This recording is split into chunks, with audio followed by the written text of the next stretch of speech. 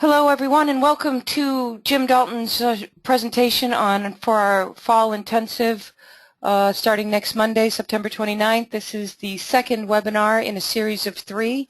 So thank you, everyone, for coming out. And even if you're not coming to the intensive, this will be a neat, really just a nice overview of what we do. And between the 3 webinars, it'll be pretty robust. So thank you for being here. We'll do what we can to make it very good and worth your time. And with that, I will introduce Mr. Jim Dalton. Thank you. Thank you. So Julia's going to run the slides today. So let's take a look at our first slide. The overview is, where do we want to be? It's a combination of market understanding, self-understanding, and market logic. Those 3 together what equal trading mastery. The most important thing is market understanding first, because you can't work on the self-understanding until you really do have an appreciation for the market, the structure, and how it works. Then you can start to identify any psychological issues that you might want to personally work with. Okay, let's move forward. You've seen this book recommended before. You've seen this slide. It's the power of habit. And one of the things that is so consistent with reports that you get of people that are profitable and professional traders is they have routines, they have habits, they stick with those habits, they do what is necessary in order to prepare for the market, they do what is necessary once the market opens. I know that we have one of our participants here is a stunt pilot as well as a professional pilot. I know that he's got habits of what he does to check that plane out before he ever gets in it, before it ever even thinks about taking off. You see baseball players, they have habits, and you see the better players, and in any profession, that the habits become ingrained. So sometimes a habit can have a bad word, but maybe another word is we have routines, and going through those routines and making sure we have the time is extremely important. All right. Let's go to the next slide. You already know it's preparation. You've seen this slide again, but we're going to go through it again because this is key. Gaining a top-down perspective. We look at the monthly bar. We want to see if there's a long-term trend, direction of the trend, age of the trend, and long-term references. The long-term trend and the direction, those are generally pretty easy. The aging of the trend is a little more difficult. When we talk about aging of the trend, and we'll see this when we go back later on to look at the weekly bar, and we will see that the weekly bars, that the upper distribution and the lower distribution are starting to overlap. Usually when the distributions start to overlap, or one balance area or trading range is overlapped by the next higher, in this case, trading range or balance area, as they start to overlap, that's usually a sign that the auction isn't necessarily over, but it is aging. It's long in the tooth, as they would say. Then we will looking at our longer term references. Okay, and right now our longer term references are basically the all-time high, which was made in the overnight market. On the upside, we're continually use the weekly bar for better short-term references because of the trend with the monthly. So then we look at the weekly. We do the same thing. We look for trends within trends. We look for distributions that are overlapping. Is the weekly bar with or against the long-term auction? Is there a counter trend going on relative to the weekly bar?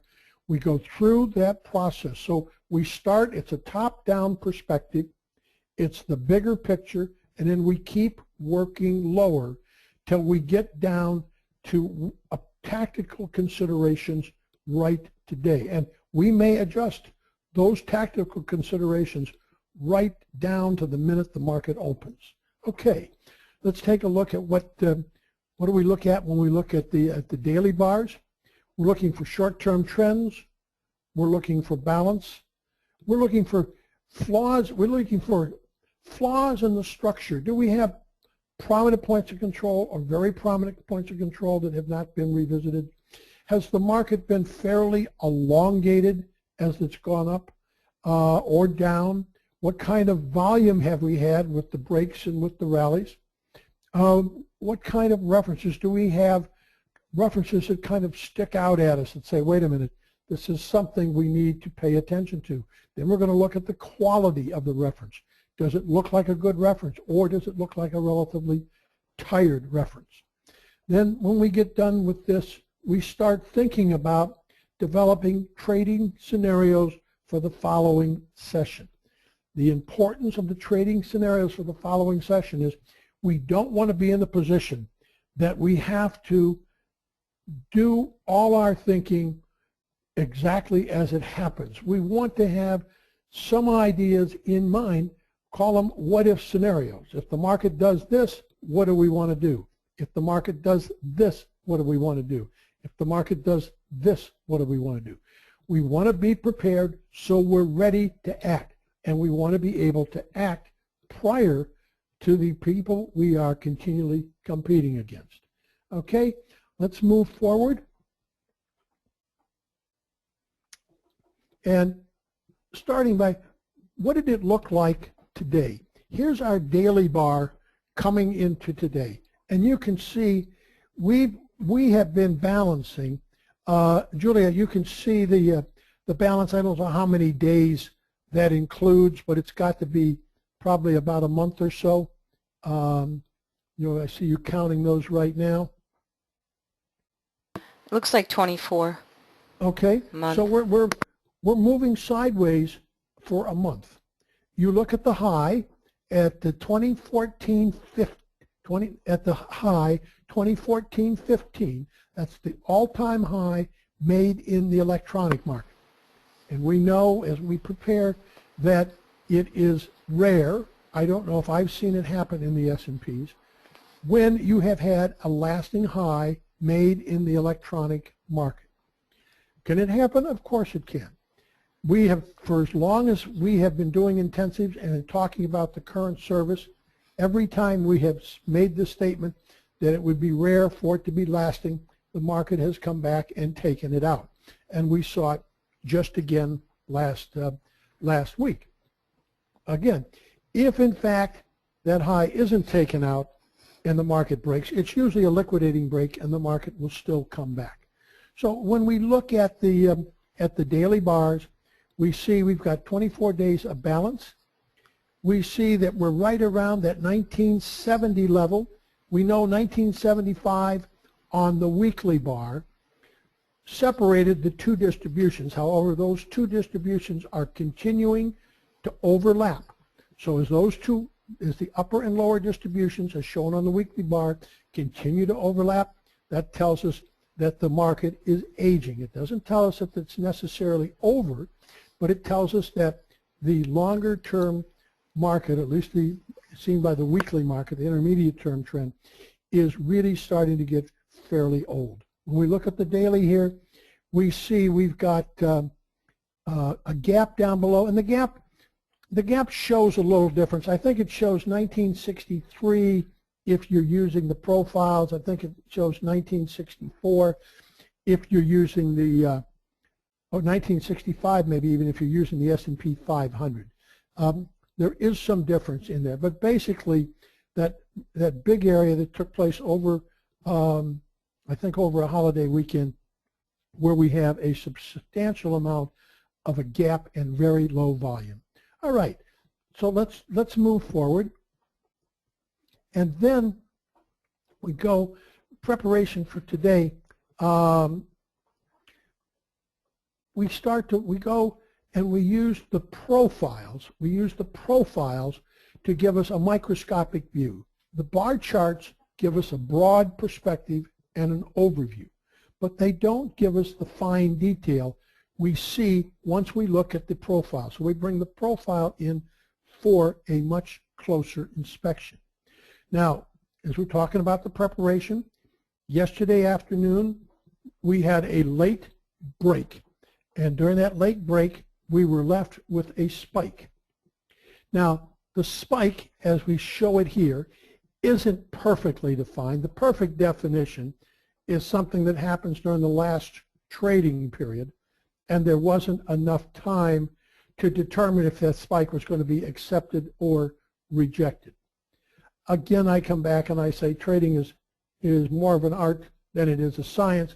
And I really looked, and it looked to me like the change yesterday afternoon took place from the top of the spike, which is about, it must be about, what, 1976, 75, where it went 4 wide. It was 5 wide above it.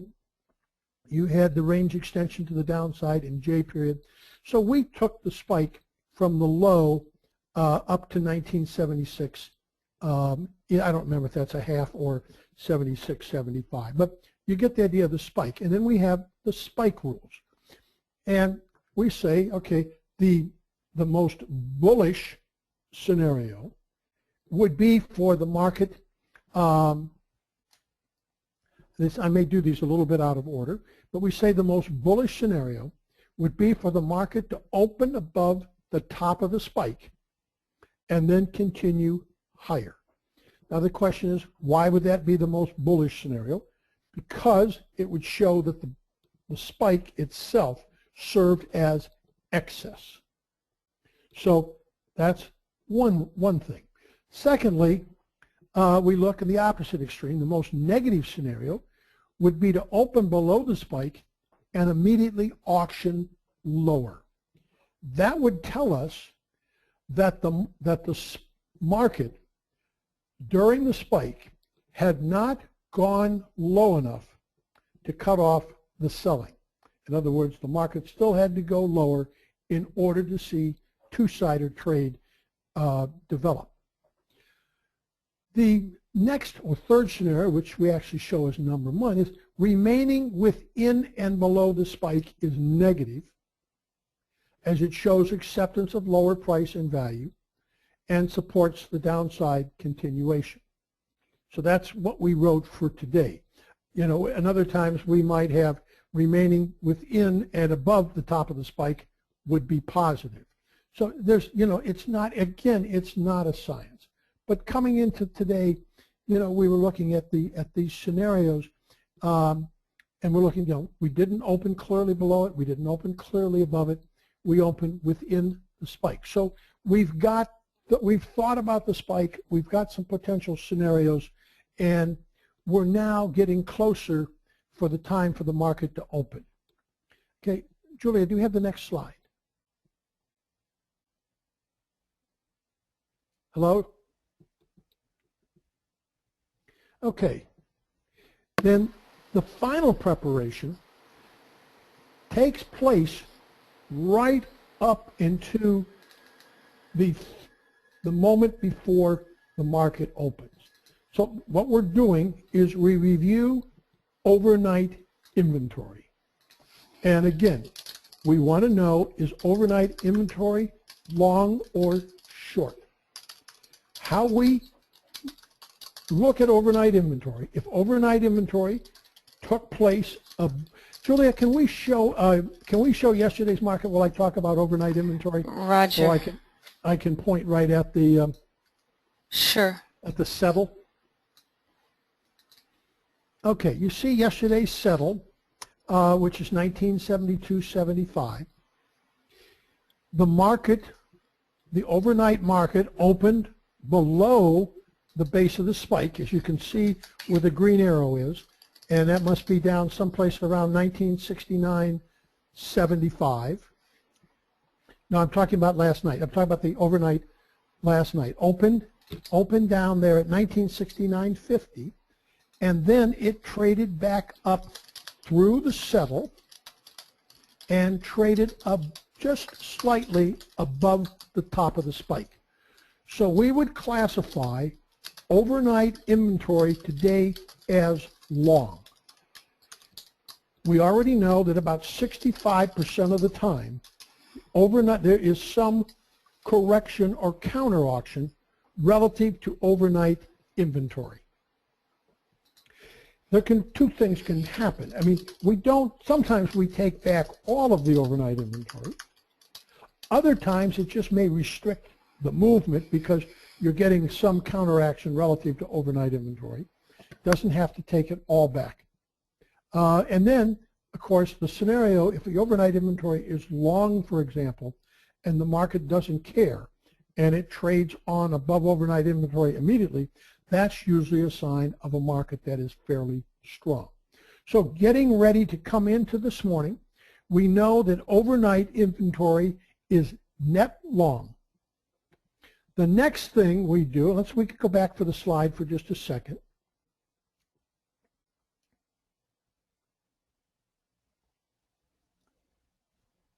Okay, so we've already discussed the overnight inventory is long. We keep this adjustment of the scenario in mind. Next, we know where the market is going to settle or close or the overnight trade. Julia's marking it up there right now. So we know when that occurs that we're going to open within yesterday's range. So we already know from the because the overnight inventory, it closes 1 second and it opens in New York the following section. So we already know that the market is going to open within yesterday's range. When it opens within yesterday's range, then we start asking ourselves, are we near the lower end, the center, etc. When we open today, you can see we're going to be opening someplace near the lower third of yesterday's range. So just before the market opens, we already know we're going to be in range. We always say that two of the important references are the overnight high and the overnight low. Those are day time frame references. Now, if in fact, you want to remember this, if in fact the market stops exactly or really close to the overnight high or low, you can pretty much assume that the trading and who stopped it there is more than likely either day or short-term traders. Longer-term money really doesn't even know, nor do they care about the overnight high or low. When the overnight high and low are in play, it's usually an indication that the people that are acting around that reference, if it is really going to contain the market, are more than likely short-term traders. Why is that important? Because we know that short-term traders overall don't have the same staying power. They're more fickle. They will reverse positions quicker. Longer-term money isn't as fickle, and it doesn't change. It may take months for them to change their views on here. So we get in the market. We know that the overnight high and low are going to be references. We know that the previous day's point of control is going to be a reference. We know that the previous days, in today's case, the previous day's low is going to be in play. So let's take a look. We've got this information just before the market opens. Julie, I don't remember. So we already said, where do we open? In balance, out of balance. We already said we're in the lower third. Okay? Let's go look and see what happens next. Overnight inventory is adjusted, then the market moves in overnight trade direction. So first of all, when you take a look at today, the market in a period goes up and it trades a single tick above the overnight high. What did I just say about being able to observe what takes place at the overnight high and low? Who is active there? So in this case, we see selling immediately take place at the overnight high. We knew inventory was already long. And when the sellers come in at that level, it's more than likely going to be either day time frame or short-term time frame sellers. And these sellers have a tendency to be weaker sellers, and they have a tendency to change their positions more quickly. And it's also when we have the overnight, when we have the day and short-term time frames in control of the market, their inventory tends to get out of balance more often.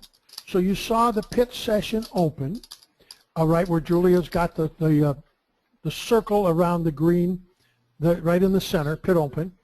You see the pit open down. See the pit open. The market rallies up, takes out the overnight high, and then the market begins to trade lower. And it's also to mention to people that this happened exactly. I know we had traders that were on this. It went exactly to the overnight high. It didn't take it out by a tick yesterday. So it does happen a lot, particularly with the short-term traders. It's really important to know these references before you start. Pardon me, sir. And it's also not only to know the references. And we're going to talk more about this on Friday when we get into nuances. Thursday. But it's all Thursday. It's also important. It's also important to be thinking about who was doing this. Remember, one of the things that we have said is we want to get you to the point where you understand the market in terms of the behavior of the people you are competing against versus just understanding markets via numbers and references. So we stressed early this morning that more than likely this was day and short-term sellers at the overnight high. So now the market comes back down through the opening, and for people, for short-term traders, and Julia is putting a list together of what we're going to call setups. I've always not liked the word particularly well, but we're going to offer trades that would be considered setups or common trades that you should be looking for. One of those setups will be, acceptance or failure at the overnight high. So in this case, it failed at the overnight high. There's your short. And what kind of a short is it? It's an asymmetric short because you can put a pretty tight stop. You don't, if you're going to short it there, you want it to get down below that, and you really don't want it to trade much back up above the overnight high once it's stalled there. So it's an asymmetric trade. You should be able to put a short on with very limited risk and have the potential. Your potential, when it fails at the overnight high, your potential is to the overnight low. Potential or destination trade doesn't mean it's going to get there, but that would be what you might have in mind. Remember, if you put a trade on, you then monitor for continuation. So if we shorted the overnight high, how would you monitor that trade for continuation? You would like it to see it leave a selling tail. You would like to see it go back through the opening, and you would like it to take out yesterday's low, and finally, you would like to see it take out the overnight low. Those would be the things you would be looking for if you were monitoring this trade for continuation. Okay, I think what I'm going to do, Julia, I don't remember. What's the next slide? I may want to go back, but I want to see what it is first. Okay, yes, and we're going to go to this slide, then I'm going to go back and I'm going to talk more about another potential setup at today's low. One of the things that we suggest is that you make records, you handwrite notes, or make yourself a cheat sheet. So you can say, okay, where do you think value is going to build today? How much confidence is it? What is the tempo? How is the market trading around references? Trades you are considering, and what might be coming later. When you get those thoughts in your mind, keep a notepad next to you. Do not make it big like a book, but you definitely want to write down your comments on value. You want to make sure that you have identified and you can talk about what happens around the major references, because if there's going to be a change, more than likely it's going to involve either confidence or action around a major reference. The reason it's so important to write this stuff down is that once the market opens, it is unbelievably easy to get very narrowly focused and just be watching price. So again, remember what we're talking about so far are the habits that we think are good that will help you achieve your objective of being a professional or a consistently profitable trader. We haven't even done a trade. We looked at one potential trade so far, but so much is in preparation. It's just like when you take Julia lives in Boston. Of course, everybody talks about Tom Brady, but he's notorious for the preparation and the game films that he looks at over and over again. The amount of time that goes into preparation and practice is minuscule relative to the time on the field, relative to the time that a professional is actually executing. All right, with all of this in mind, let's go back and let's look at today's market. And this was not an easy market this morning. But remember, we started off, and one of the things we constantly want to know is the market in or out of balance. So the first thing we said this morning, that the market was opening within balance. We have constantly said that the biggest opportunities occur when the market is out of balance. The smallest opportunities occur when the market is within balance. Large opportunities also occur when the market looks out of balance and fails and comes back in, because that would be classified as out of balance. It looked out of balance, it failed. Once that happens, the destination trade becomes the opposite extreme of the balance. Okay, so when we look at this morning, the market went down, and this is key. We're getting into some real nitty-gritty here for a second. The market came down, and the tempo was slow. Market went down. At one point, it stopped exactly at yesterday's low. It stopped exactly at yesterday's low. It bounced. The first time it did that, it bounced quite a bit. It was a pretty sharp bounce. But the first time, pardon me, Jim, was the first time we stopped it unchanged, which is another day time frame restaurant. You had said the low. So in the first 30-minute period, we got a bounce here. I'm sorry. And it came up quite a bit. Okay. Yes. Very good. Thank you. The first time it stopped was at unchanged, and it bounced very, very sharp. Now, remember, again, we're talking about understanding and appreciating the market in terms of the behavior of the people that you are competing against. When the market bounces from exactly unchanged, who do you think is doing that buying? Do you think it's long-term buying, or do you think it's more likely to be day time frame or short-term buyers? The answer is going to be, it's more than likely going to be day time frame or short-term buyers. And again, why is that important? Because they're more fickle and they're more inclined to change their mind if the inventory gets too long or too short. Longer-term traders, longer-term money would be unlikely to even know where unchanged was.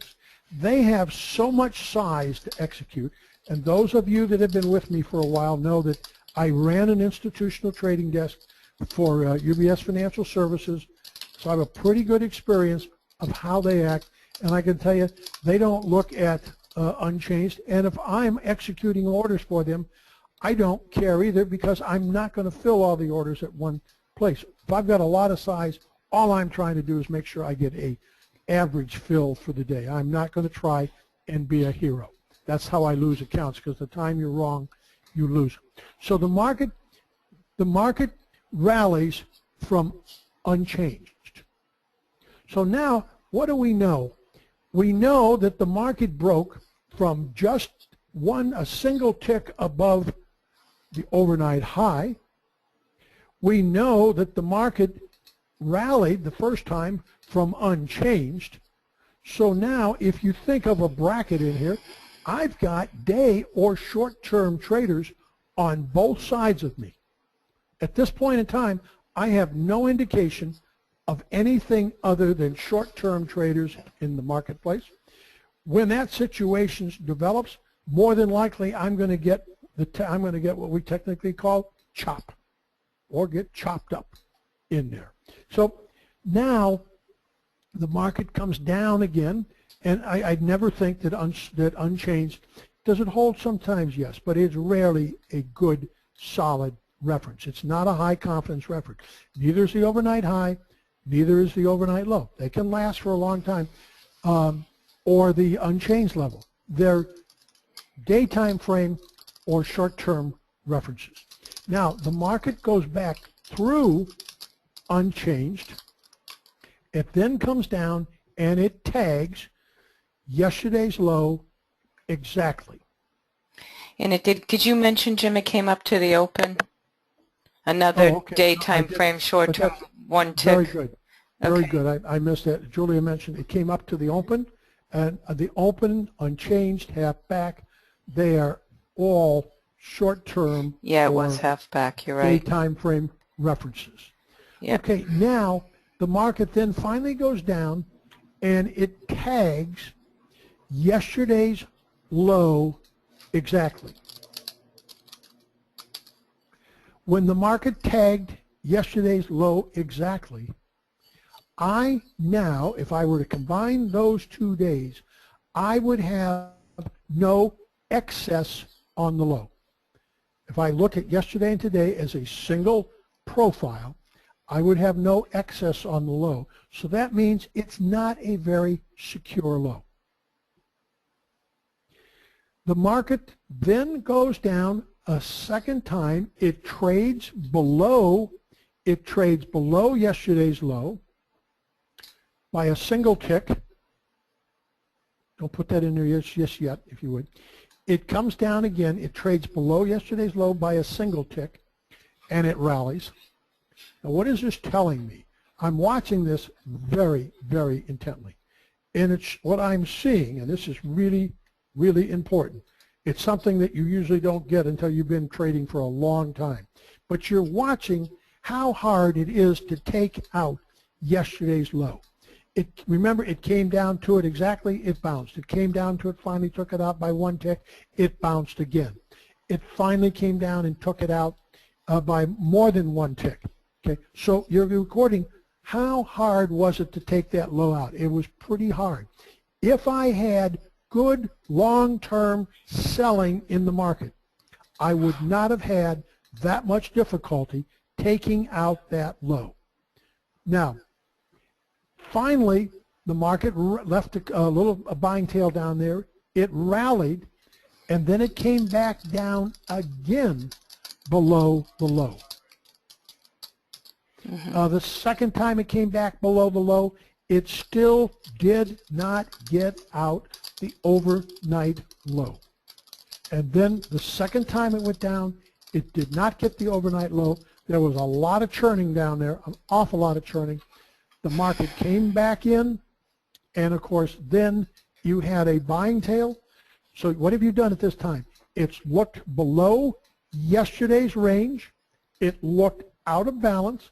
It tried very hard to get and stay out of balance.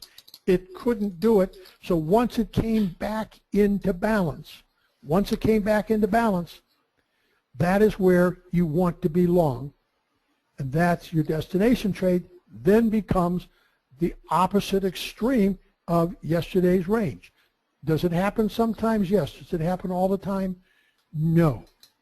Okay, now let me stop at this point, Julia, and let's just take questions only on what we have talked about so far. And we'll spend as much time as is needed just in what we've talked about so far. Because what we've talked about the preparation. We've taken it right up to the last second before the market opens with looking at overnight inventory, looking exactly where we open. Do we open in balance or out of balance? We've identified the overnight high and the overnight low, as well as yesterday's low as references. And that's where we are at this point. We've already said that we didn't have any indication at the high of any serious selling. It looked like it was day or shorter term traders, and we saw the same thing so far on the lows. There wasn't anything that indicated we might have anything more than day or short term trading until we looked out of balance and failed and came back in. So let's take any questions right up until this point, please. If you open within yesterday's range, you are in balance, yes? Yes. After it came back into yesterday's range, value was lower than yesterday, and we're going to get to this, Kali, a little bit later, and it's one time framing down. Why is a long justified if we are trading with value being lower? Okay, it's an excellent question, and at the end of the later end of today's presentation, we have a slide, and it's called exceptions to trading. Let me get there just for folks. Hold on. Let's just go there. It seems like it fits. Come on, Julia. While Julia's looking for the slides, I got it right here. She used a term the other day that I really liked called integration. As a professional trader, you are constantly going through the integrating of many different concepts. The market will constantly give you conflicting information relative to the trade that is the right trade. It's very common. If there is no conflicting information to the right trade that is developing, then more than likely the right trade isn't going to be a very good trade.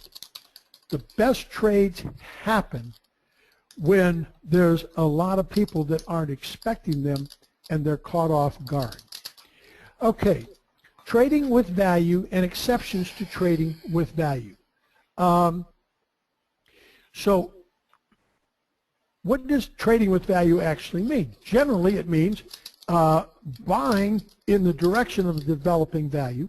For example, with higher value, taking profits on spikes versus fading and buying back on breaks. Or if value is lower, it would be selling rallies and taking profit on breaks. That would be the general idea of what trading with value would be. In other words, today, if value was lower today, early on, you would be shorting. So the early trade above the overnight high would have fit in with where the market opened and potential for lower value. And so that would have been trading, and then taking a profit on the break would have been consistent as we got down the low. So that would have been consistent with value. But now, developing value. But now let's look at the exceptions. One of those exceptions, and I think we have another slide on this. Julia? I'm not sure if, oh, I beg your pardon. Yes, I'm sorry. Go ahead. Okay, exceptions to trading with value. When the market breaks out of range or out of balance and comes back in. You know, I set that up early talking about the biggest opportunities are when the market is out of balance or when the market is out of balance and comes back into balance. So one of the exceptions occurred this morning. I got an email late today. Want me to show that? No, it's not the one I'm talking about yet. Oh, Got an email late today kind of talking about, well, what is really going on there? Is it market logic or is it something else? And what is really going on when the market looks out of balance and it fails? You normally, when it fails, you have some stronger buyer has become interested in the market. Whether it be a big-time short-term buyer or maybe it's even an intermediate-term buyer, but usually when you look out of balance and you come back in, it's an indication of a stronger, more determined buyer. We keep talking about understanding the markets in terms of the behavior of those that we compete against. The day time frame and short time frame buyers tend to be fairly fickle, and they tend to trade, to change their position and their inventory fairly quickly. When they're short and the market comes back in, it's probably comes in back into balance. More than likely, it's an indication there was a stronger buyer. So that is going to do two things. First, it's going to start to trigger some short covering.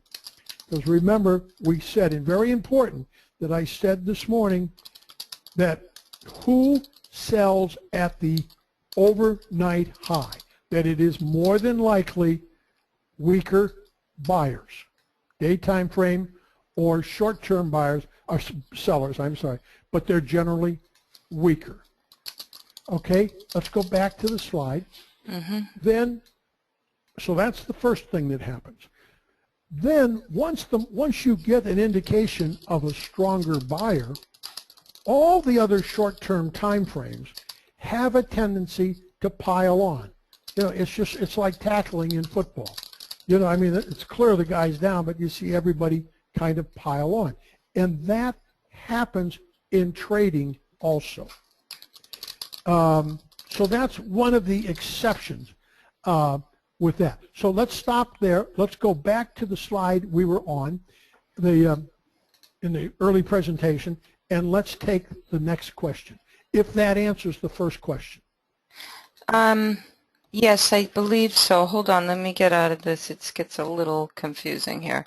Which one were we on? We were on writing it down, and then trading with value, and we talked about the exceptions, because we did have a, you know, I think you answered that for him, but if you have another question about the value and trading against it, because 2 out of the 3 days this week, the trades have been against value. And one day last week, I believe, we got a question from a trader, hey, oh, Friday, we gapped higher, and we filled the gap, and it was down all day. So, you know, coming back into range is one signal, and those happen in the intensive too, and it's helpful to just see these things in real time. There's no easy way to learn anything besides logging time, Well, and but looking at the also, right information. That helps. Also, last Friday, there was other factor, and that was value, or overnight inventory was very long.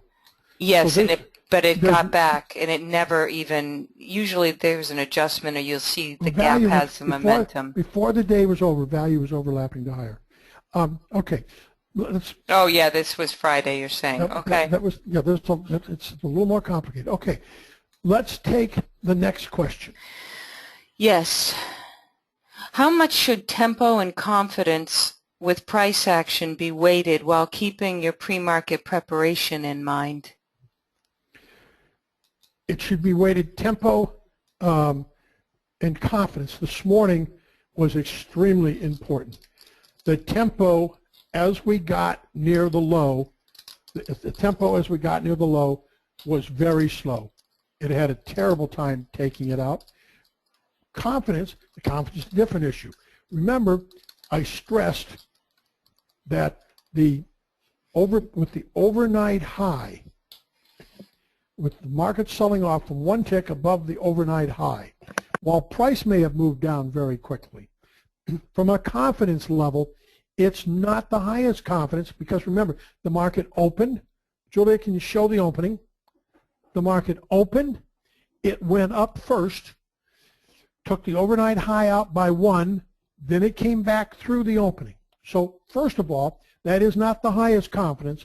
A highest confidence would be an open and drive.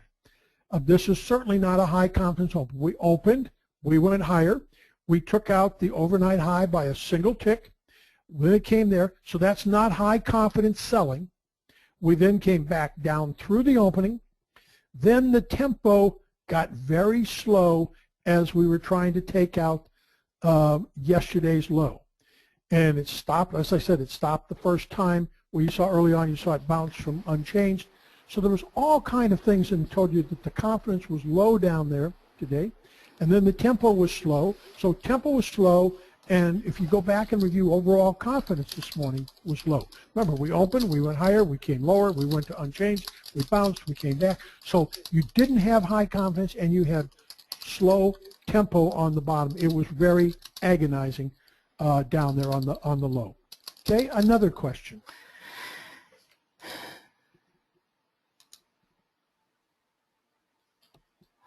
Yes, excuse me. I'll try and mute so you don't hear me keyboarding. Sorry about that. Do you think the fact that we were approaching a longer-term reference such as last week's low and the 50-day moving average made that a better asymmetric opportunity on the long side this morning? It's certainly possible, because remember, we showed that we're at those that 1975 level, which we've been, so many times. The market's bounced from there. The 1970 level, I think today was 1970 50. Remember, the markets are very visible.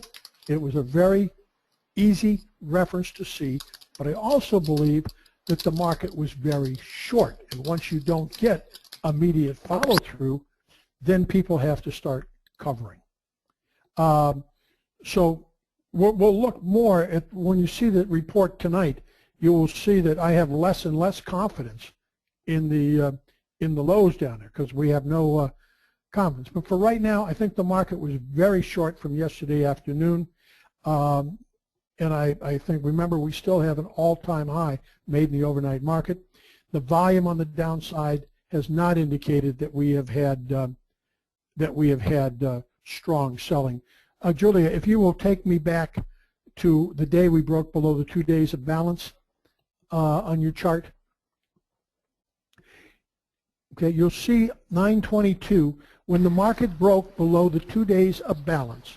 And someone's asking about balance, Jim, so if you could address that so we could get this in. Thank you. Okay, let me, the 2 days of balance are just 2 days where the lows are relatively similar, and it's just kind of a 2-day trading range. That's all it is. Okay, now, if you show me, I want to see the bottom of the 22nd. Okay, look at the B formation on the low of the 22nd.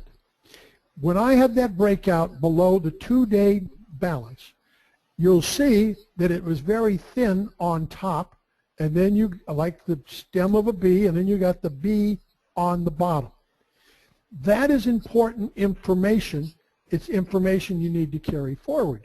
But what it tells me is, if I had really good, longer term and more serious money selling into this market, I would have had a much more elongated profile on the 22nd instead of, and I actually had the 45-degree line. If Julia, if you will show the 45-degree line, it goes, you can draw almost a 45-degree line from the low to the unchanged level on that day.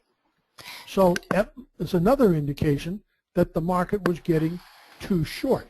And the question always is, well, how do you know that? And you know that you're making an estimate, because the fairest price at which business is being conducted was at the point of control, or where Julia's arrow it's one and the same. Is one right now. And when they sell below that, then people are selling short below value. If the market, if it wasn't just shorter term people selling, the market wouldn't keep rotating back up and giving you a very prominent point of control. So let me split that so people can see, Jim. No, it's okay. I'd rather see it the way it is. Because I like how each letter comes back. It keeps coming back up. That's what causes the POC to get fat. In other words, yeah, I'm sorry. If you want to split it, make it a little clearer. So It rallies, comes down, Well, rallies. Okay. yeah, see the F period rally, the J period rally, you continually kept coming back to the fairest price to do business. Let's collapse it again if we could. Okay, so that's important information. That's important information going forward. What is some of the information going forward? I have the all-time high was made in the electronic market. The big day of the break below the 2-day balance, I didn't get any elongation. I got a B formation. I probably had the market too short. Now the following day the market came up and it traded above that level, but then we went down again yesterday. The short-term auction was to the downside. Remember, I said there will always be tremendous amounts of conflicting information in front of a good trade. Okay, let's look at yesterday's profile, Julia. So following the B formation, you see yesterday's profile, and look at the point of control from yesterday. Again, the point of control from yesterday is way up there. It's so the market, even though we got a late break yesterday, and for the first time, it's the first close we had below the 1975 level, and I thought we had the potential for a little more on the downside. But notice that the point of control did not migrate lower, and that's an important concept. As we go throughout the intensive, we're always studying the points of control, and does the point of control migrate lower? If the market's going lower and the point of control doesn't migrate lower, that's usually a pretty good indication that the market's getting too short. Okay, so now we come in today and we more than likely have a market that's pretty short. Where the same thing happened last week. But it was tense. You know, the short-term auction's down. We've seen the market breaking. And like I said, there's a tremendous amount of things to conflict, in face of what the best trade is going to be. But the real clue from an execution standpoint today was when we failed to find acceptance below yesterday's range, when we failed to get out of balance. And we said one of the exceptions to trading with value is when against value. Against value is when the market fails to go out of balance and comes back in. The first time I ever used that phrase in a webinar or seminar, it was in Napa Valley, and I said, when that happens, the hair on the back of my head stands, the back of my neck stands straight up. Okay, do we have another question before we go on? Julia, do we have another question?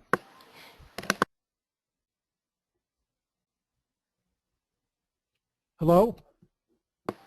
Hi, I'm sorry. There were three wide points of control, 3 prominent POCs within today's trading, and just one above. Did they play a part in today's trading? No. What I think took place today was you had just like last week, with the same thing last week, this market got far too short, and once the short covering is underway, it sets a tone for the day, and it's very hard to stop it. Remember the importance of reading the book Markets in Profile.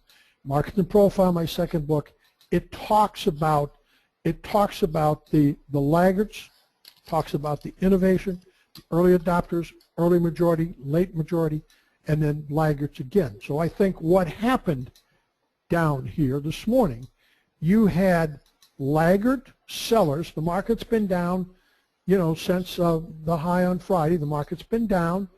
Coming into Wednesday, and the laggards now know that they need to sell the market. Well, when they get down there, and there's no follow through, so we got the late sellers. So you've got a lot of selling. The laggards have sold, and then what happens to these laggards? They don't cover right away. So I think you got laggards on the low, you got innovators coming in and buying on the low, but then the market went up till you saw the laggards all over again on the other side as you went through the short covering. So even though they're not buying, they may be just buying shorts, just buying to cover shorts. but they still have a tendency to be laggards and hope and pray. Now remember, when you talk about, one of the things we talked about was the logic of the market. Once you know the market is short, smarter traders, instead of offering, they bid. They bid knowing that the shorts are caught, and they will just continue to bid the market up to inflict as much pain as they possibly can. And they're very opportunistic, trying to benefit from what is going on. Okay. Jim, can I make one clarification? Gary, you said there were 2 points of control above. Remember that this point of control here on the left that I'm pointing to, it's off the board because it was repaired on the next day. So this is Tuesday's auction. This is today, Wednesday. So Mondays, this point of control is no longer relevant because it was repaired in yesterday's session. I just want to clarify that so there's no confusion. Good. So there was only one. It was yesterday's point of control. Okay. Okay. Go ahead, sir. I had sent an IM to Julia this morning as the market was going down, and I said this was the second day in a row that the market has stopped at the overnight high or within a tick of the overnight high. And that fully had my attention because that told me, we're getting into some really advanced stuff here that I wasn't going to cover until Friday, but that told me that 2 days in a row, I have that situation where I've had selling taking place by what I think to be weaker sellers. And that was very important. Now, Julia, this is yesterday. I just added it. Just to show what you were just saying, Jim. Okay. That's good. And good. You're saying, look at this. The short-term traders are selling it, and they're following this momentum break. Hold on, let me get that shut. We see the break. Okay, we get the Globex high. We see the market break. We take it out overnight, we gap, we fill the gap, we keep breaking. Short-term traders keep selling every rally because Jim says short-term traders do what works until it doesn't work anymore. So he's saying to me this morning in the IM, this is the second time, for the second day in a row, they're selling the overnight high. So in this A period, when we come, they sell it at the overnight high, it comes down here. Jim got long. Now he got stopped out once and he got right back in, and we're going to get to that in a little bit here in the presentation. But his point is it's a process and it is sophisticated, but the market is getting too short. Well, how do you know when a market's too short? What the heck does that mean? Well, it's just over time. Look at how the market, the short-term traders are selling it, but guess what? Someone's on the other side buying it, and they're bigger traders. And the shorts get too short, and look at what happens today. And Jim could sense this, and that's his point. Watch out. I don't want to go on and on about it, but I'm just trying to add a little background so you can feel the auction and what Jim is referring to. So the question always is, as Julie addressed, somebody always says, how do you know the market's too short? The answer is you never know for certain. But remember, things I've talked about in here. We talked about the day the market broke. We talked about the 45-degree line. So the day the market broke, we told the 2 days. I did not see an indication of, a combination of liquidation and new money selling. The selling at exactly the overnight high yesterday, the selling at 1 tick above the overnight high today. I know that's the behavior of short-term, a day and short-term traders. And I know this is weaker money, and I know if they're not supported by longer-term money joining them, then they're going to be trapped. They did the same thing last week. And the short time frame got trapped last week, and the short time frame got trapped here again today. And they're supposed to be smarter than the rest of us. But those are the things. We're talking about some pretty sophisticated things here. But those are the things we're looking at, and this is why I sent the IM to Julia this morning. So what was I doing? I was looking for an opportunity to get long. And this is why when somebody asked about tempo and confidence, I knew that the tempo was very slow down there. I knew exactly how that low was taken out, yesterday's low, and I knew exactly we came back through it a second time, and then we rallied. Can you find the email that we got from Sue in one of your slides, Julia? Yes, sir. And I have a question. We'll get to your question when we switch time frames, you know, when we go from short term to a longer time frame in the current session. We'll get to that. Let me just get Sue's email up here. And okay, so the top paragraph is the question that was posed to Jim this morning. And there's the timestamp, Eastern time. Okay. When the market went below yesterday's low this morning in my B period, I was quite interested in going long. Instead, I watched price jump around and talk myself out of it. The question is, by being put off the trade, my back and forth movement, was I focusing on price and not on the overall market structure and information? This is a theme with my trading, so I hope you have a good answer. Thanks much. My response, yes, you were focusing too much on price. It's not easy. I bought the first time it looked below yesterday's low and exited with a small loss. It was tense. I bought again the second time we came back into yesterday's range at a worse price than the first time, and of course that worked. It's extremely difficult for me to rebuy at a worse price. However, the biggest opportunities are when we look outside of balance and fail. The best trades very often fly in the face of the most recent market activity. I have the first paragraph that you will see when you get the recap for tomorrow morning is entitled "Stick with It," and it's something that I took out of a book that I'm currently reading, and it said that, you know, professional or successful traders understand they get stopped out all the time. They stick with it, and they come back. They don't give up. They say unsuccessful traders carry on about how they got screwed, and they know every detail of how the trade went against them and how they got stopped out, etc. And basically I say there isn't any time for that. And today was just a great example. Did I like getting stopped out and coming back in? No, I certainly didn't. And it's very hard for me to buy a second time at a worse price than I bought the first time. However, it was the right thing. But I was the things we just talked about before. I had a feel for the market, and I was looking. The things we talked about is how it happened, and this is why it is so important for you to stay in the market all the time. Don't get angry. Don't get angry, and don't cuss at it, and don't walk away. Stay involved in the market. There's always some great trades. Okay, Juliet, let's go back to a couple of questions, and then let's see if we can take a fast look at the remainder of our slides. Yes, sir. Thank you.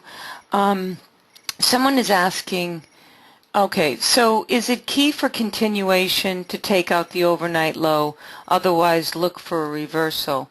See, I think this trips people up too, because this is where exactness kills. Jim said this in a seminar I went to 5 years ago. A lot of people here weren't there, where it doesn't take out the overnight low, and you can't get long because it's just not neat and tidy enough. And sorry, it doesn't work that way. And you would have missed a great trade by just trying to get it, wait until it takes the overnight low, and it wasn't there for us today. So I don't know, Glenn, if that's what you're referring to. Go ahead, Jim. Okay, let me respond to that too. It was during one of the intensives or during one of the real-time webinars. Seminars. I made a statement. Okay. Seminars. Sorry. No, it was a webinar, I think. I hate going long when the market's been lower and it fails to take out the overnight low. Now that time I made it when the market had gapped lower, and I felt kind of silly because I made that as a singular statement. I missed the trade, and the market rallied all day long in a big move to the upside. The overnight low is an important consideration. The fact that we didn't get it out is a piece of information.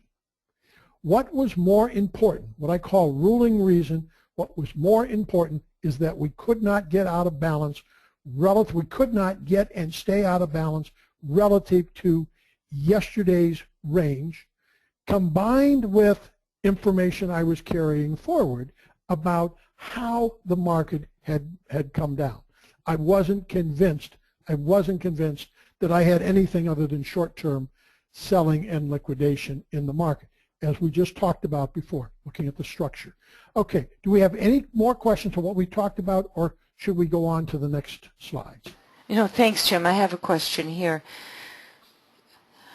I'd like to know if it's possible to see a short-term trader or short-term traders in the first 30 minutes and then see longer-term traders enter that break that, domination of the short-term trader. Is it during possible? Yeah. Well, even today, go ahead, sir.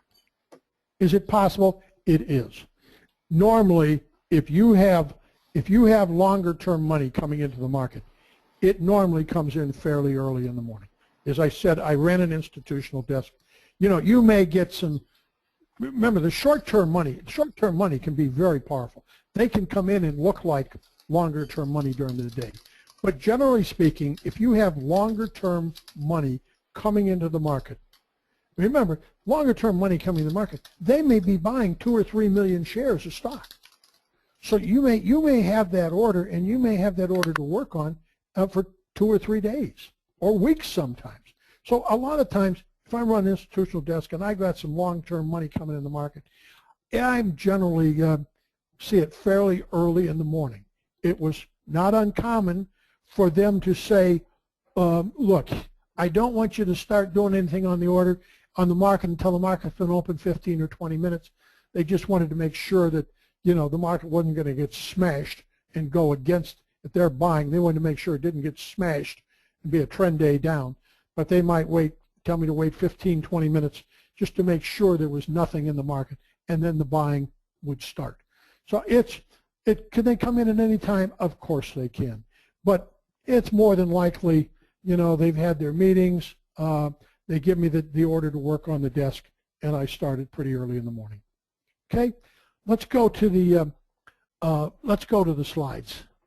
But the only thing I want you to remember, the short term, there's huge amounts of short-term money, and that can be very aggressive, particularly if if they're working in concert and there's some news event or something like that. Okay. Okay. Again, we said. Okay. Profile observations. You ought to write these down. Remember, when you're doing your homework, remember what I said about Brady, how many game films and how meticulous they go over what has happened in the past. And they're looking at, what are they also looking for? Say, what plays are run off of what types of formations? If you think of prominent points of control in the past, think of them as part of the prominent formation. So what have we talked about so far? Migrating POCs. Did the market go down and did the POCs migrate lower? Did the market go down and the POCs didn't migrate lower? Are there POCs that are prominent and very prominent above or below where we're trading? Spikes, is the market elongated or non-elongated? A tremendous amount of value in there. And then we have trend days versus, rotational days. For example, when we talk about today, we started off rotational, we failed, and then we went to a trend day. But when we look at today, and we'll go back before we settle here, it was a terrible looking trend day. Why? There was a lot of emotion, there was a lot of shorts caught in the market, and and they just tortured them all day long. Julia, have we been through the slides before I take more questions and before I open up for to talk about tomorrow? Hold on, just let me make sure. Yeah, we had balance and excess in there, and just the intensive and DVD programs for people who want to get started.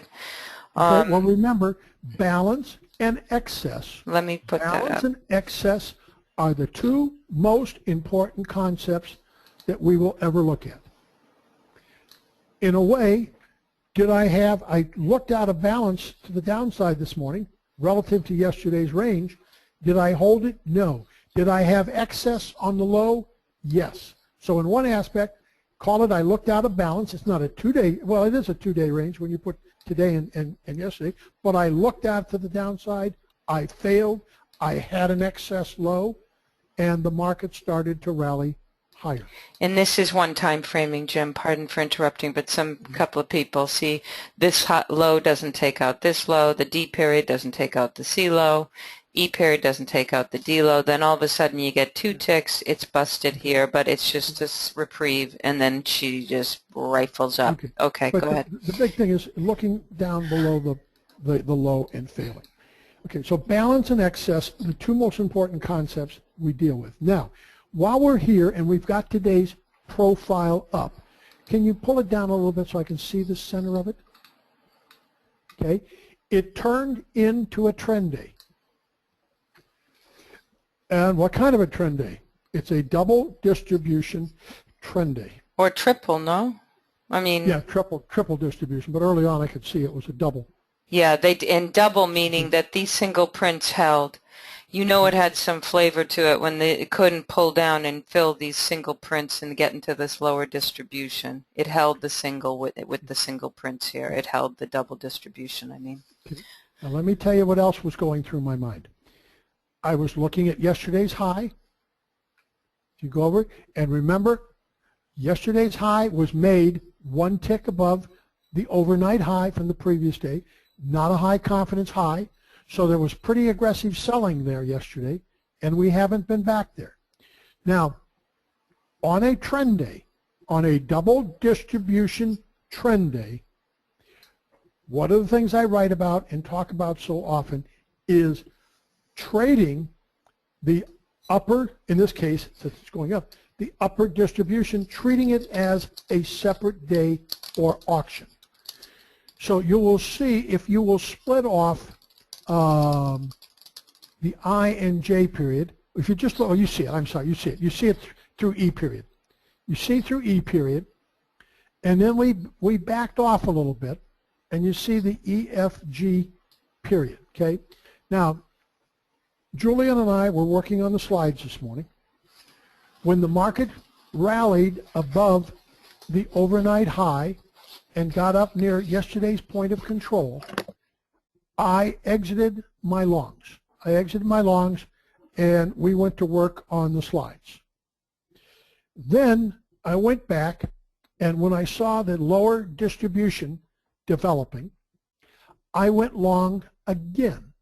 And you mean the upper distribution developing? I'm sorry. When I saw the upper distribution, now this was some time later, we've been working on stuff, working on the intensity, working on the slides, and I came back and I saw the upper distribution, and I saw it struggling on the lows, and at that point in time, I went long again. And in that time, I just, as I sent kind of a shameful I am to Julia. If you notice how thin, once it went above the second distribution, how thin the market got up there. And we were just 2 ticks below yesterday's high. If you were 2 ticks below yesterday's high, 3 ticks, make it, mark it the 3rd tick down. Put a line against the 3rd, right there. 1 up. Okay. Now, normally, the way I trade, when I'm that far above the fatness of the upper distribution, I'm out. And people have heard me say, when I get near yesterday's high, if there's going to be a problem, that's where it's going to be. I'm out. And I sent an IM, I sent a text message to Julia, and I say, I am shamefully in the wish mode in here. So I did something that was unusual for me, but I really had a pretty good idea that the shorts were caught and they weren't going to let them loose. But a lot of it was remembering what happened yesterday and not thinking that was a very secure high, just a single tick above the overnight high. Okay, let's take some questions in here. What do we have left for questions? Okay. I've noticed often on an elongated day, with the settle in the upper or lower part of the general direction of the day, However, this is not always the case. Is there anything about today's poor structure that would immediately indicate that the overnight is not likely to continue, to the upside? There's a poor high. I don't have the overnight. Oh, we haven't opened yet. Okay. Yeah. We have a poor high up there. We have the all-time high. We have the all-time high that still isn't any good. But this market was so strung out today. And Jim, the all-time high isn't any good because it was made in the Globex, just so people don't get confused with the profile. Made in the electron. The odds of it being lasting are low because it was made in the electronic market. I haven't seen it for some time. I don't even remember if I've ever seen it before. I've seen liquidation breaks that were pretty severe, but I haven't seen it lasting. So now is strung out as today's profile is. I went home flat. It was not worth it to me. I saw too much risk. The overall volume was 3.3, which really is about what we've been seeing. So when you take the range covered today and the volume was 3.3, it was relatively light light volume, and a very relatively light volume. Additionally, as you'll see when you get the report tonight, there's no excess on the low. I think the one low was 1970.70, and today's low I think was 1970.50. So we have no excess down there. So I am not dealing with a high confidence situation. So I have no desire to be either long or short. I think it's a tremendous advantage to me to come in flat in these markets. Confidence is low in both directions, and anything can happen in China, anything can happen in Europe. I'm simply going home flat, not even hedged. I'm just going home flat. Additional questions?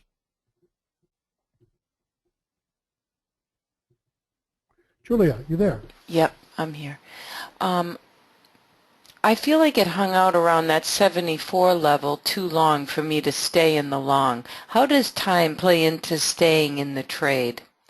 When it does hover, it can get a little dicey. She said it was hanging around here for two. It did come back, and we printed 3 wide. Do you have anything to help her out with that, Jim? It's a it's an appreciation of how short the market may be. I understand exactly what you're talking about. I understand exactly. It was very tricky. Matter of fact, I made it sound like I got in. I made it sound like I get in I got stopped out the first time. I made it sound like I get in the second time it came back in and remained all the way through. And as you said that, I remember I did not. I went flat. I thought it was sluggish also. I went flat, and the market came back. The market came back down, and it stalled, and I got back in. I got back in again. So I was out. I was out once in there too. I don't remember the exact prices, but I'd forgotten about that. But I was out once because I thought it was sluggish. Came back in, and when the markets had nothing on the downside. When it had nothing on the downside, I got back in again, and then we took the break. We took the break I took the upside breakout. Then I got out again. We worked on the slides. One of the things that I was watching, and one of the things that I was focusing on very carefully, was the early morning high. The early morning high became too wide. Well, one, if you look at C period, there, Julia, mark this, put a line, give me a line for C period, the top of C period. Yeah, right there. Okay, notice that the C period high and the A period high are only 2 ticks apart. And when I saw that, and then the market backed off a bit, that's where I really wanted to get back in. I said, I don't think that high is any good. I think it was just mechanical trading, selling there again.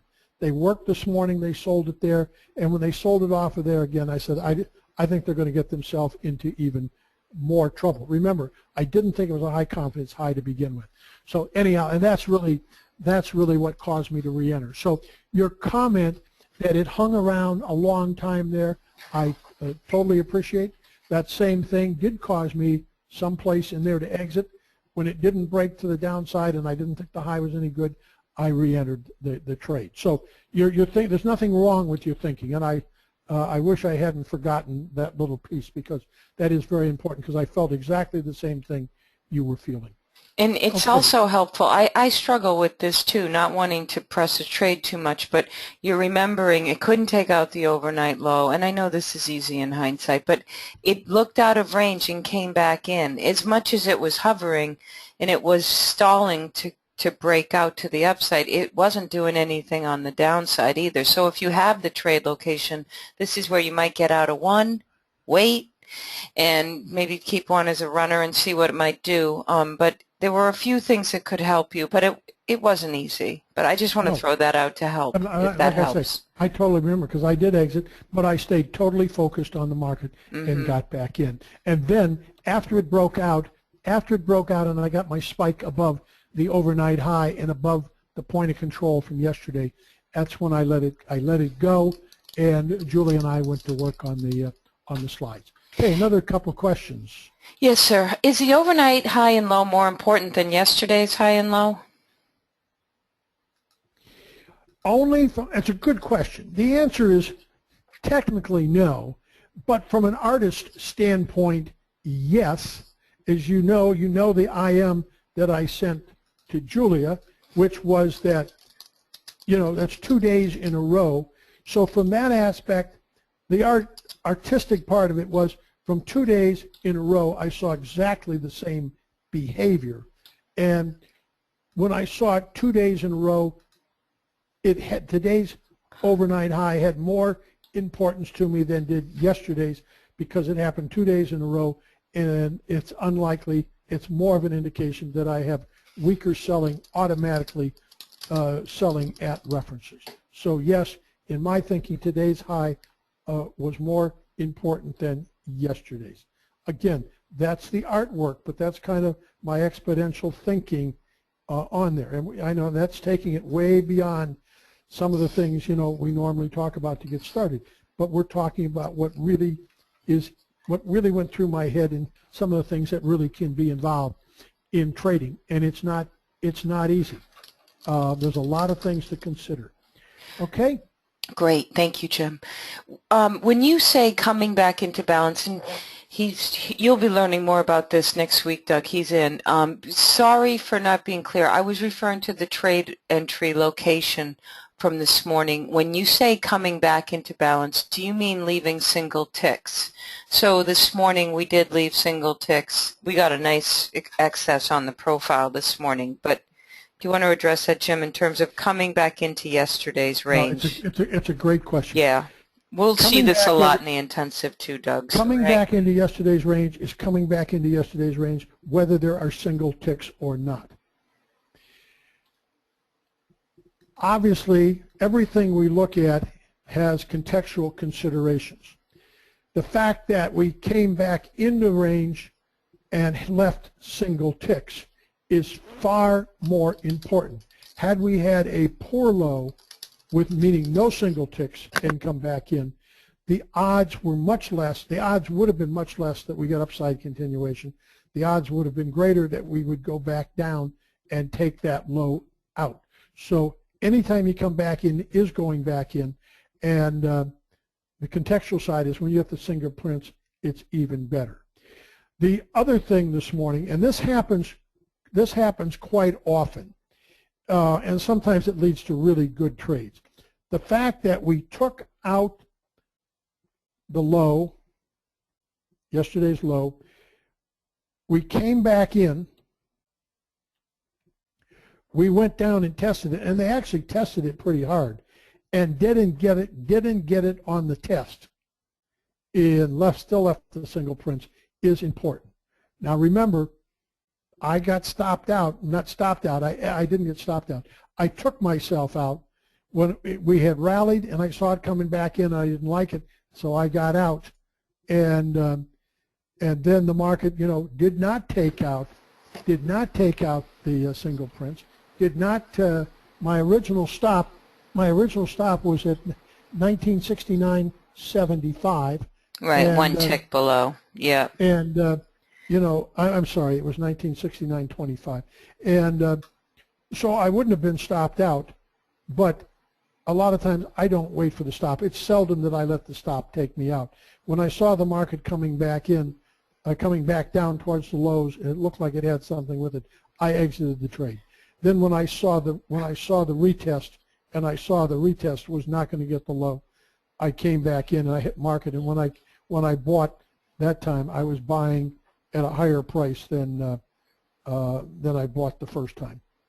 But you had trade locations still, relatively speaking. If we're not being too exact, I've struggled with this over my career, that it's still awesome trade location for what could be in good asymmetric, I may have tried to manage it too tight to begin with because, I was aware the market's been going down.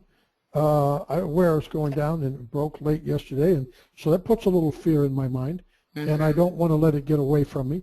But once I saw the second test and it not taking the low, I think they got the shorts really trapped. So your question was a good question. Yeah. Coming back in is coming back in. The context is coming back in. The retest and leaving single prints makes it a good trade. When that happens, get on board. Excellent. Okay. Thank you. Thanks. We're about an hour and a half. We got another couple of questions. Yeah, can we please? We got some good questions. Could you please ask Jim how much significance does he place on the pit opening price? 0. The only use I make of the opening price is to see how much confidence I have surrounding the opening price. That's the only thing I do. The price itself is immaterial to me. It's what happens after the opening, and to see how much confidence there is surrounding that is relevant to me. But it's a good short-term reference for, it's like the overnight high and low, half back. The traders, look at how B period, it came back up, and it found the opening price there, and it rotated back down. So don't you believe it's? No, he's just asking. Okay. What I heard, the question I heard, how much significance do I put on the opening price? When I heard when it opens, and my answer was when it opens, I don't put any significance on it. Okay, I guess I'm not following. Close. Well, maybe how much significance do I put on the opening price after it's been an opening price? See how much significance. But I don't. Maybe it's semantics. The actual opening price itself doesn't mean anything to me. What happens after the opening price? For example, if we go down and we come back up to the opening price, then I'm looking at the opening price because I know that is a day or short-term reference. So I don't know I'm not sure what the question was. The question was exactly when it opens, or after the opening, how much significance do I put on the opening price? Okay. Well, we'll see what he comes back with. Go ahead, Hans, let us know. Okay. Well,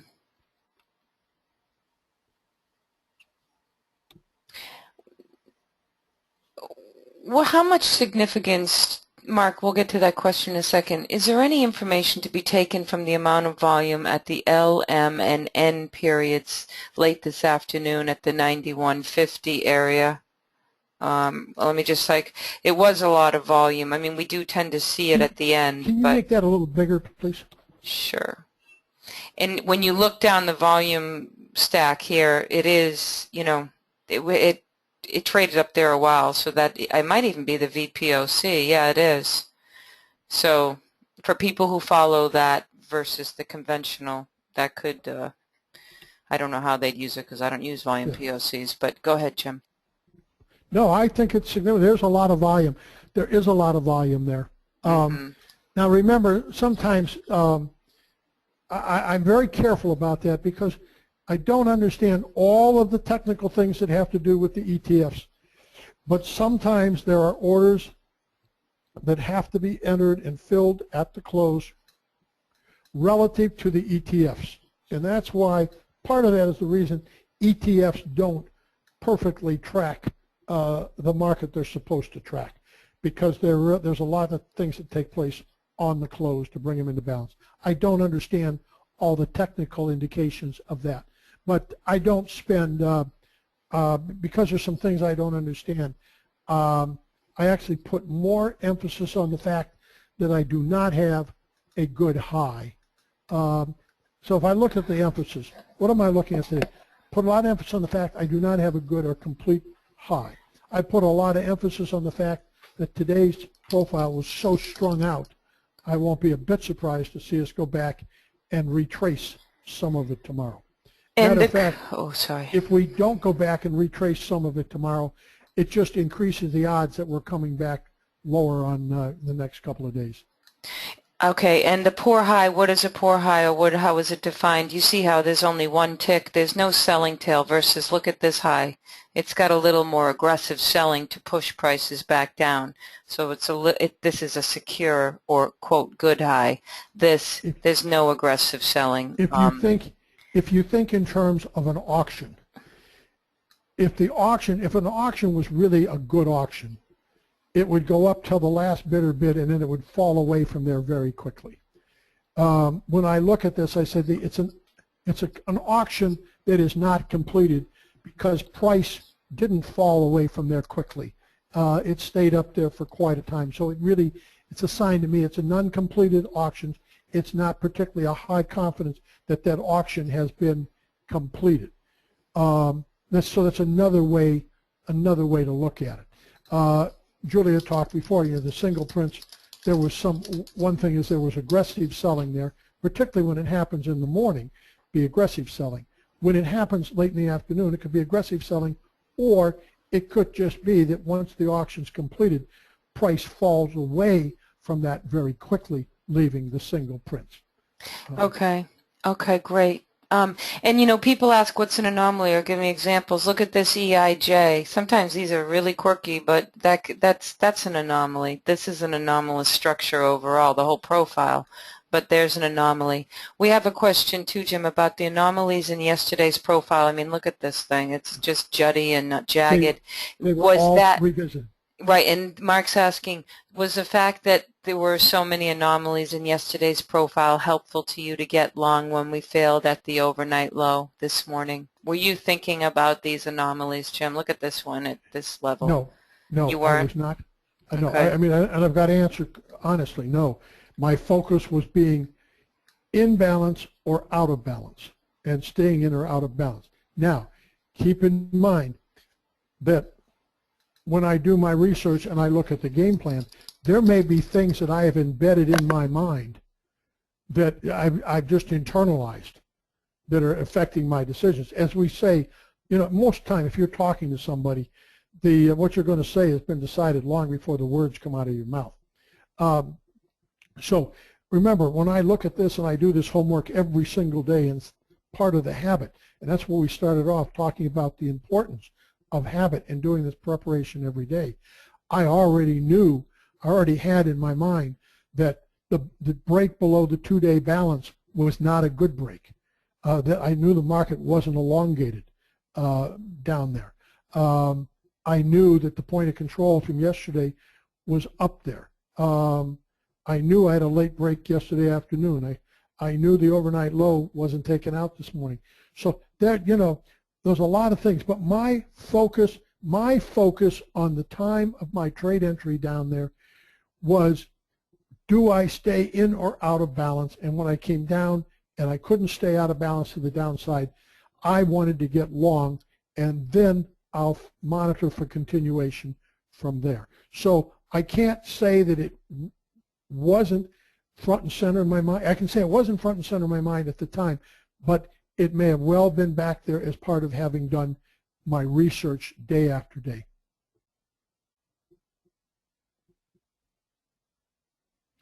Additional question? Yes, sir. Okay, that's great. Thank you, Jim.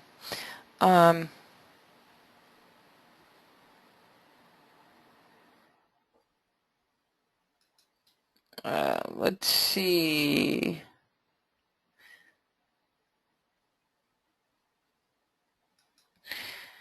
Just when you, Jim, talk about out of balance versus in balance, and does it make any difference if the market opens in balance outside of value area versus inside of value area? And he's just asked this a couple of times. So, No, I really to don't. what degree? That's where that To comes what in. degree? I look to what degree, but I don't look to what degree relative to value. I look to what degree relative to the previous day's range. Yeah. And the reason being, if I open about the center of yesterday's range, no matter where value is, more than likely I'm going to have a rotational day and I'm going to have small opportunities. And you're going to be patient and let it shake that's right. out. I'm going to be patient, and I'm probably going to let it trade later. And somebody asked me a question today again about there was an email question about, this idea of trading early or later, in balance, out of balance. And one of my comments was, when the market opens within balance, it means there are still a lot of divergent views on the market. And these divergent views, some think they should buy it, some think they should sell it, those divergent views are what leads to what we call chop. So, and that's very expensive. Most people overtrade. Most traders I know that aren't successful do a substantial amount of their overtrading early in the morning surrounding the opening.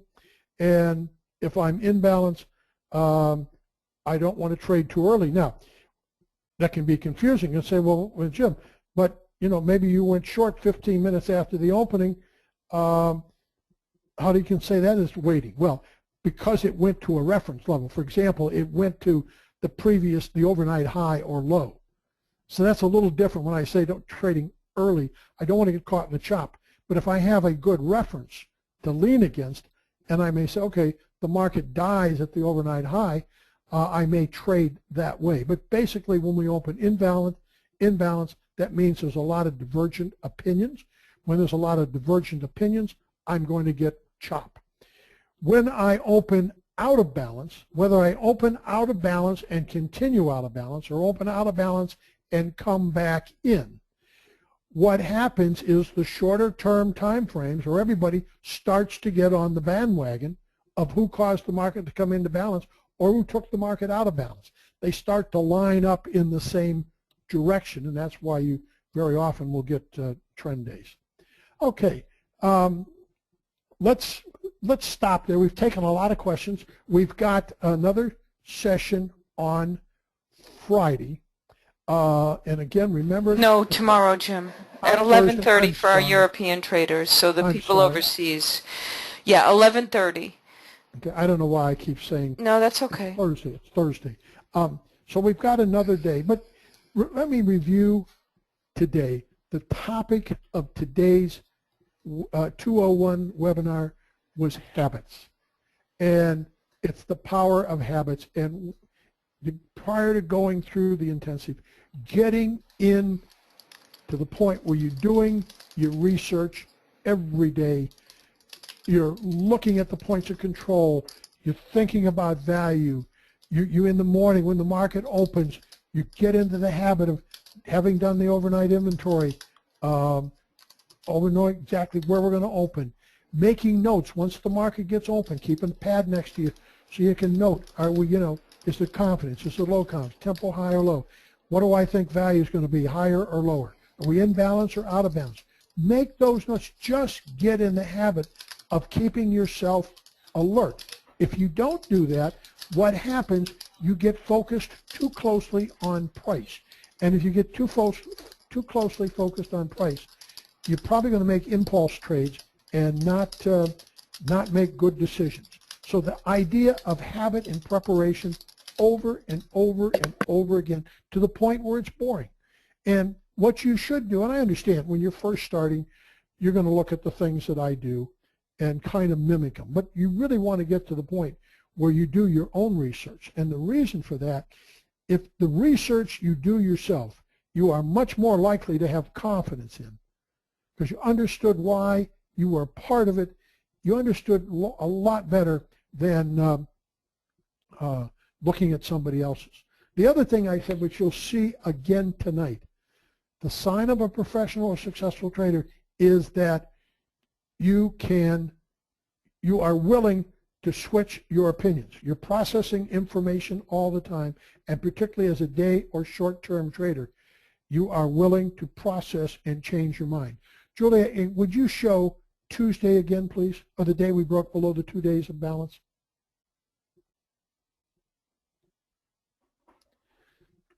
Okay. If you look at Tuesday, I'm going to give you an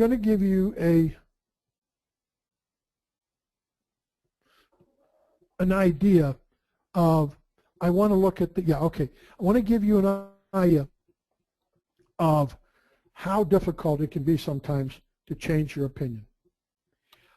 I came in to the 22nd, Monday, I came in with a positive bias. My positive bias was because the point of control on Friday was way up above about the 204.50 level. If you'll point it out, Julia, you'll see up there, up a little higher, no, down, point of control. Okay, I didn't hear you. Thanks, Jim. I'm typing. Point of control was higher. I thought that, and I wrote over the weekend, that all I saw was liquidation on Friday. I did not see any sign of new money or longer-term aggressive selling. So I came in with a bias to the upside. When the market opened and drove lower on Monday, that was okay. That was okay for me. Part of the reason that was okay is I know, and I've written about it, that the day following Triple Witch, sometimes the assignments get made on Saturday, and sometimes there's some adjustments to be made relative to the expiration. So when I wasn't surprised, I wasn't ready to do anything early. So when the market came back up in B period and got back within the 2-day balance, I kind of sat back and I said, okay, I think we got a shot at this thing. And then I was sitting back, I was pretty comfortable, and then all of a sudden, just like a light went off, and I realized that the market in B period got just short of Friday's high, and it just died. The market just sat there. And you probably didn't have more than 2 to 3 minutes to act. That all of a sudden it went up there, you've got a selling tail above, and the market just absolutely died. And that was it. You had a very short period of time, and the liquidation was underway. So it required a 100% change from carrying the bias carried in to what the best trade was. And like I say, I saw it break early, it came back into the 2-day range. I said, okay. And then all of a sudden, I'm sitting there fat, dumb, and happy, and it all of a sudden dawns on me, the market just went deadly quiet. And I remembered back, I've used this example before, when people used to trade on the floor. You've heard me say, if we're going up to yesterday's high, for example, on the floor, and it wasn't the high, but any reference, and all of a sudden, you're going to yesterday's high, and it gets very quiet. That's a bad sign. On the floor, if the palms were towards you, that meant you were buying.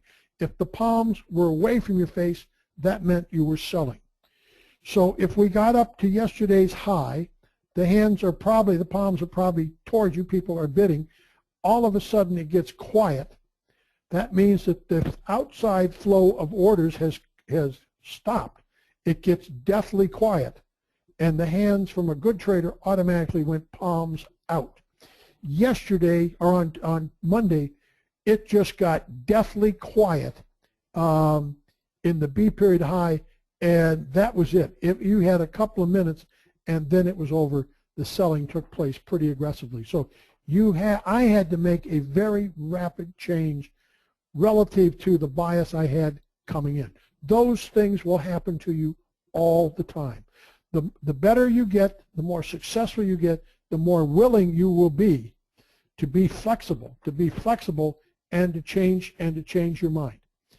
where we get hurt sometimes, we come in with cognitive dissonance, our biases are too strong, and we're unable to overcome them. Something you need to work on. Anyhow, let me say thank you very much, Julia, unless you have a final question or comment that you would like to make. No, Jim. No, thank you very much. You explained a lot and took some extra time with everyone, so thank you very much. We appreciate it. And for anyone who's interested, the fall intensive starts next Monday. Reports will ensue. They'll start when you enroll, and then Jim will be doing intraday market comments. We have a new chat. It's pretty cool. It works great, so that'll be ongoing all day, and you know, the online session. So if you're interested, check it out at our site. And if you just want to lay low and learn more, there's a lot of info at our site that's free and available to you. If you want to learn more, please look at our glossary, our trading articles, the webinars that are there, and you know, there's a lot you can get started with there too. So I want to thank everyone for being here and hanging in. Everybody pretty much stayed till the end, so it was great to have you all, and we appreciate it. I'm going to upload this webinar to our site, and if you want a PDF of this slide presentation, email us, and I'm going to make a PDF and I'll send it to you. Okay, but I'm not going to send it to the whole list. It's tough to do that. But if you want it, email it to us and we'll get it to you. Okay, so that's it. Mr. Dalton, thank you very much. Well played, men. Very good. Very good. Let me get this right. We'll see you tomorrow morning. Tomorrow at 11:30 Eastern. We'll go till about 1 for all our European and overseas brethren. We want to accommodate you too. So yes, thank you everyone, and have a wonderful evening, and we'll see you back here for the third one tomorrow. Okay? Thanks. Good. Thanks. All right, thanks. Good night, everyone.